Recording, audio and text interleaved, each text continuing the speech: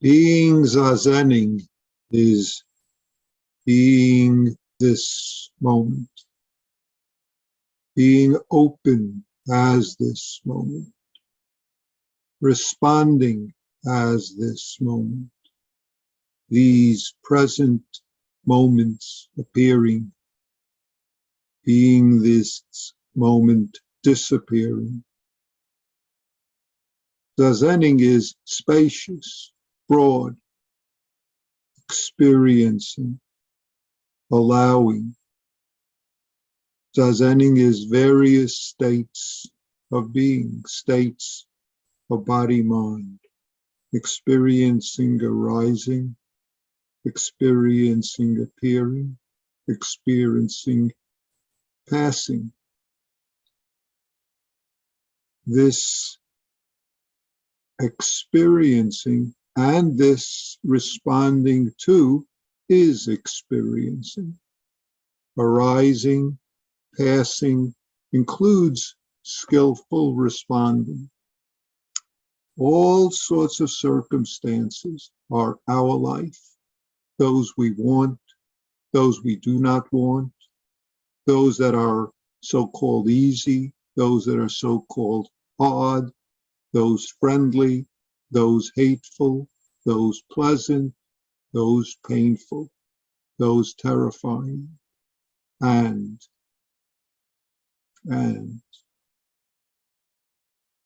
when we fight, self-centeredly fight what appears, then we are blinded by self-centeredness to what is, blinded to arising, and instead are entangling in reactions to what arises. Then we miss this moment. We do not respond skillfully, appropriately to conditions, to circumstances. We are making, increasing trouble, difficulties, suffering, harming for all beings, and of course, for ourselves. When we find we are attempting to avoid or deny what arises, this is our opportunity to notice doing so. Noticing, experiencing is a zazening of taking care of this appearing moment, taking care as best we can, whether it is what we want or whether it is what we do not want. Taking care, doing so, is the opportunity of being skillful. It is the being skillful of allowing what arises to arise, what passes to pass. Grabbing, holding on to. If we don't notice this reacting or entangling, it just compounds difficulty. Zazening is responding as needed, as skillful. So I'll bring up a case from the Blue Cliff record. This is case 52 of the Blue Cliff record. A monk said, "I have long heard of the great stone bridge of Joshu, but now I am here, and I don't see the stone bridge. I see only a single log bridge." Joshu said, "You don't see the stone bridge. You see only a single log bridge." The monk said, "What is the great stone bridge of Joshu?" Joshu responded, "Horses cross, donkeys cross." Another way to translate that last sentence is, Joshu said, "It lets donkeys cross over. It lets horses cross over." Or you could even reverse it. It lets horses cross over. It lets donkeys cross over. What's going on here in this case? Is there a log or is there a stone bridge? Is someone blind or mixed up? Some of us were in China and we visited Joshu's monastery, and we also visited the ancient stone bridge, which is from Joshu's time in the 8th, 9th century. It's been somewhat rebuilt and strengthened, but we all know, those who visited it, what is actually there. So what's going on in this case? What is the monk doing? Hakuin Zenji says, quote, "This monk had some potential. This is a question testing the host. This monk tried to test Joshu's ability to do what? To respond, saying, I see only a log bridge."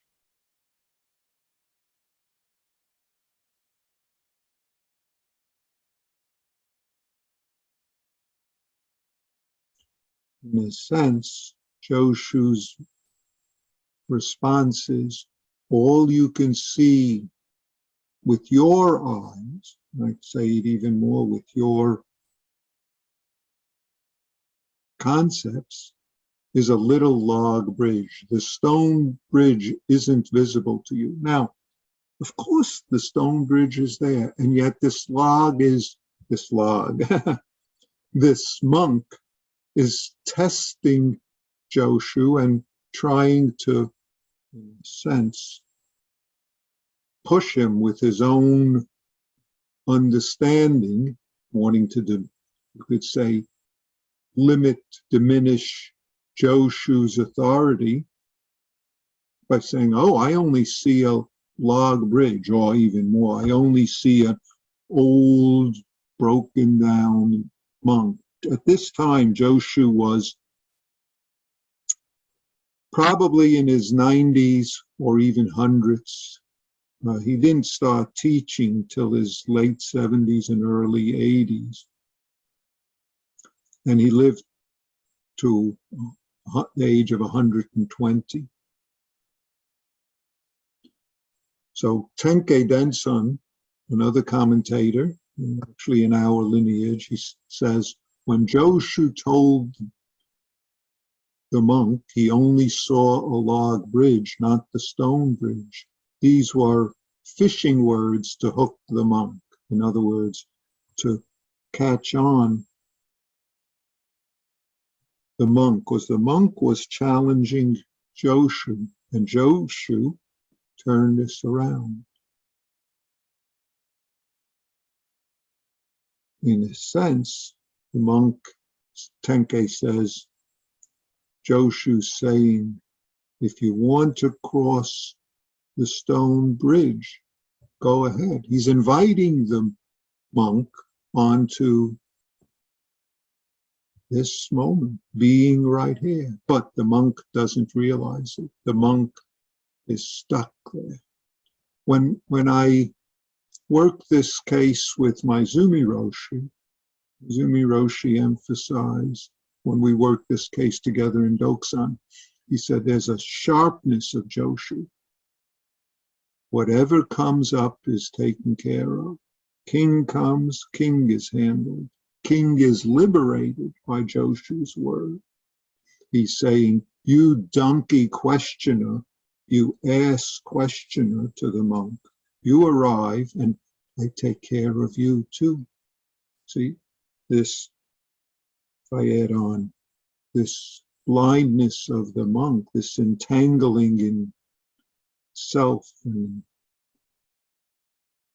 it's important here to see the challenge and clarification in this Dharma combat with Joshu. And Joshu's sharp response, though he was using soft tones to the aggressive challenge of the question. Yamada Roshi, who's a Dharma brother of Maizumi Roshi, when he writes about this, he says, the simple log bridge in the koan is the phenomena of life. Joshu tells him that he doesn't see the stone bridge. What's the real stone bridge?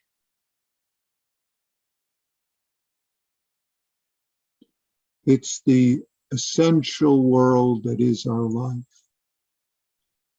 Whether it's simple log or stone, I would add on, it's not two. It only becomes two when we entangle and hold on to concepts about log, about preconceptions, about aged old monk. When the questioner says, oh, Joshu, you're just old, I don't see anything special. Joshu's telling him, this is Yamada Roshi's words, can you only see the tottering old monk, which he was? You don't see the real world of Joshu. You don't see the real Joshu. Tottering old monk, young monk. This is all the true universe right here. Otherwise, we get caught by our beliefs and attachments to the surface. We don't see, if I use Yamada Roshi's words, the infinite absolute world, which is right here before our eyes.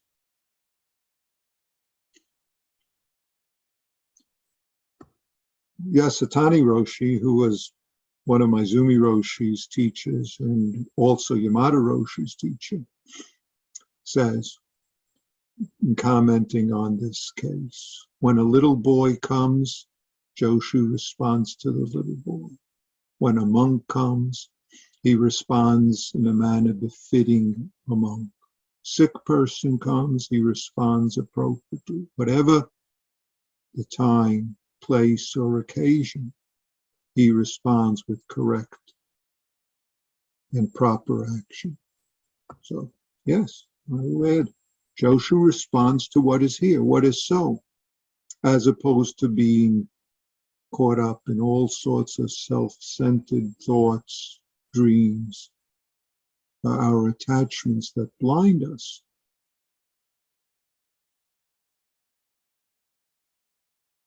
Everything is our opportunity to allow this to pass over the bridge of our life.